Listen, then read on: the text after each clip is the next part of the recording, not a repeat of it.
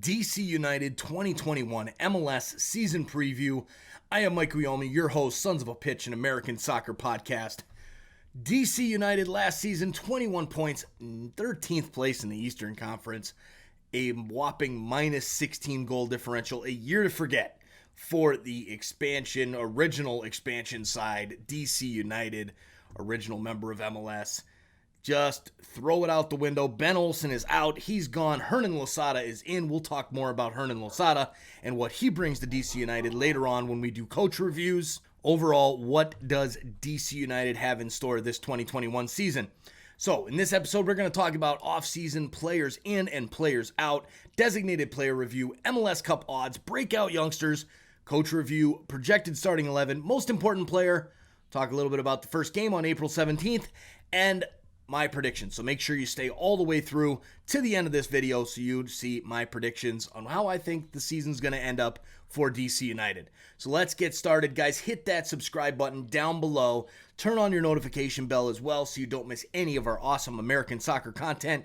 And hit that like button as well. Smash that like button if you're a DC United fan, and let's get into it. So some of the players in: defender Jacob Green, a homegrown player. Forward Adrian Perez through the re-entry draft. Goalkeeper John Kempen, a trade with the Crew. Defender Michael DeShields, super draft pick. Kimarni Smith as well in the super draft. Brendan Hines Ike, a loan from KV Kortrijk. Johnny Bolivar from Deportiva La Guara, another forward loaned over. And a forward, Nigel Robertha, probably their biggest signing of the offseason, a transfer from Levski Sofia. Players out for DC: Muhammad Abu, Earl Edwards Jr., goalkeeper, O'Neal Fisher, Gelman Rivas, Axel Sjoberg, all had their options declined.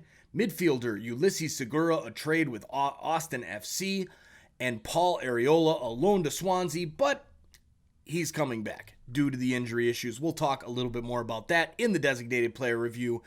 And with the players in and the players out, for me, there's not a whole lot of movement of players in. I mean, yes, you bring in Giovanni Bolivar and Nigel Robertha. I think the only one of note is Nigel Robertha. Bolivar, we'll see what he can do from Deportiva La Guara. But players out. Axel Sjoberg, his option declined. Yes, he's getting up there in age, but a decent defender in MLS. O'Neal Fisher, good standard player in MLS, good time vet. Ulysses Segura traded with Austin FC, and of course Paul Arriola, but that's kind of not really a player out. So not a ton of movement for DC United. A lot of the same core that they had last season, and we'll see if that's going to be enough to make a difference this year under a new head coach. So let's talk a little bit about designated players. Edison Flores, a rough year last year, but chalk it up. Like I've said in all these other team previews, it was a COVID year last year. You had the start of the season. He transferred in from the Liga MX, and it takes time to get used to the league. It takes time to get used to the travel in the USA.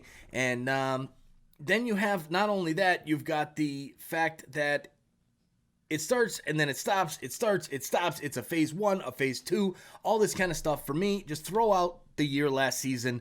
Edison Flores, what can he do this season? Will he live up to that designated player status? That's the question. That's the most important question to me for the designated players for DC and for DC as a team. The second designated player, Paul Arriola, loaned out to Swansea. He's now back after his thigh injury ended his season for Swansea. Big questions on how he's going to recover and how he'll play this season in MLS. Will he play in MLS? Will they end up moving him somewhere else? Questions abound around this. I believe they're going to keep him and have him play here in MLS, and that will benefit DC. You hate to see it, though. A guy like Paul Arriola, who's done well for the USMNT lately, make the move over to the championship and then get injuries derail him.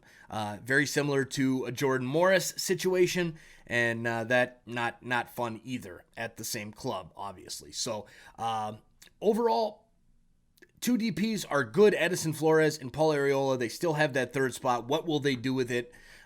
We'll see if they make any moves in the summer window. So let's talk about MLS Cup odds, plus 10,000. Tied for 25th, dead last with FC Cincinnati and Houston Dynamo. the odds makers out in Vegas have no faith in DC United this season. None whatsoever. Plus 10,000. Hey, at those kind of odds, I wouldn't mind throwing a few bucks on it just for fun, because you never ever know in MLS. The parity is there. Do I expect DC to win MLS Cup? Absolutely not. Could it happen? You know what? Pigs may fly one day. So you never know. Plus 10,000 odds, it's worth the shot. All right, so before we get into Breakout Youngsters, guys, check out that join button down below. We offer memberships now and help support the game of soccer and help support our podcast continue to grow the sport of soccer here in the United States.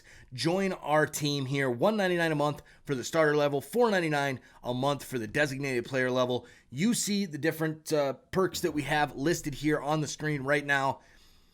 Check it out. It's well worth it. You get those awesome badges. We do a lot of live content, and in the chats, get recognized with that special loyalty badge, as well as showing that you are a member, highlighted in green in our live chats. So check it out and help grow the sport of soccer here in the U.S. Breakout Youngsters. This part of the show, we always have to go over to Reddit because being a national podcast, I can keep up with the starting 11s, some of the depth pieces that are on the bench, but trying to know the kids that are coming up through the academy, good luck. Kevin Paredes and Moses Neiman, those are the two guys that got the most love on Reddit. And Kevin Paredes, 17-year-old, played last year in MLS's back tournament. Lots of talent, should get time this season to break out and become more of a household name in MLS. And, you know, when I say breakout, that means that these guys are going to be known by the casual MLS fan. And I think Kevin Paredes and Moses Neiman will get there. Moses, lots of possible Euro talk, recognized by The Guardian as one of the world's top rising prospects. So when you're on that list, that bodes well. I expect to see Moses Neiman break out this season for DC United. And those are the two breakout youngsters. Now, to the coach review. Hernan Losada, he'll become the youngest active head coach in MLS. Comes over from just a couple years worth of management experience in Belgium's top division. What will he bring to DC United? Is he ready to be a head coach, first of all, because he doesn't have a ton of experience? Second of all, being a coach that does not have any MLS experience, usually that does not bode well for guys coming into MLS. There are some odd exceptions, like Tata Martino for Atlanta United, but look at the team that he had in place behind him, and Tata Martino had been around for quite a long time coaching, whereas Hernan Losada, being the youngest active head coach in MLS with only 2 years of experience, is not that. So we'll see how he turns out, but the odds are stacked against him so far. But from the things that he's saying, the things that, some of the press conferences that I've seen from him, it looks like things may turn out okay for Hernan Losada and DC United. So projected starting 11 for DC, I see him coming out in a kind of a 4-3-3 formation.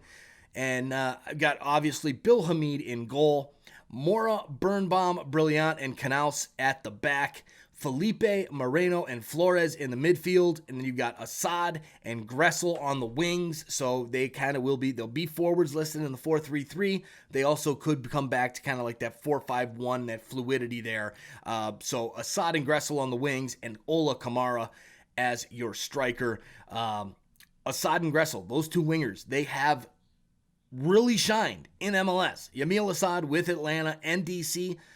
Julian Gressel has really shined with Atlanta United. Hasn't quite lived up to the expectations since coming over to DC United, but I think this year he will get back on track. Ola Kamara, good MLS vet striker for DC United. So a solid 11. The questions then come after that, and maybe a little bit of help along the back. Birnbaum and Brilliant. Brilliant, not really, in my opinion, shouldn't be a starting center back. Birnbaum, a good center back, but I think that he's getting a little bit older and could do a little bit better there. So I think the defense is the issue for DC this season, and the depth as well. So let's take it to the most important player. Now, the most important player, this is the guy that if he does well, the team's going to do well. If he does not do good, the team is going to have a poor year. And for me, it's Edison Flores. What will he become? Will he become the guy that they signed as? The player from Liga MX that is going to come over and tear things up in MLS as a designated player, or is he going to play and not produce like he did last year? That's the question. For DC, it's very important that he has a great season, because if DC wants to get into the playoff picture, they're going to need their designated players to lead the way. And that to me that puts him as the most important player. I would look at Paul Arriola, but with him and his injuries, you just don't know. So Edison Flores is the most important player for DC, in my opinion.